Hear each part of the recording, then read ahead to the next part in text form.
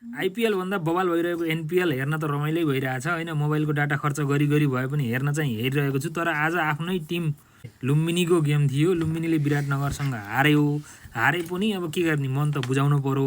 Target त राम्रै दिएको थियो, 192 को टार्गेट सानो पनि होइन। तर विराटनगरको टिम दबावमा त थियो, दबावमा भए पनि एक दुईवटा प्लेयरले चाहिँ राम्रो खेलेको कारणले विराटनगरले आज जित्यो। अब भोलिका गेमहरू के हुन्छन् अपडेट गर्दै गर्नु होला। आजको गेम चाहिँ बवाल थियो, रमाइलो चाहिँ भयो। लुम्बिनीको पहिलो गेम हो, विराटनगरले पहिलो गेम हारिसकेको छ।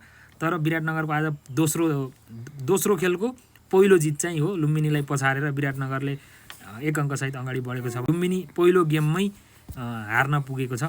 अब हेरौँ भोलिका गेमहरू लुम्बिनीले जित्नै पर्ने हुन्छ र विराटनगरले नि अब आउने गेमहरू जित्नै पर्ने हुन्छ।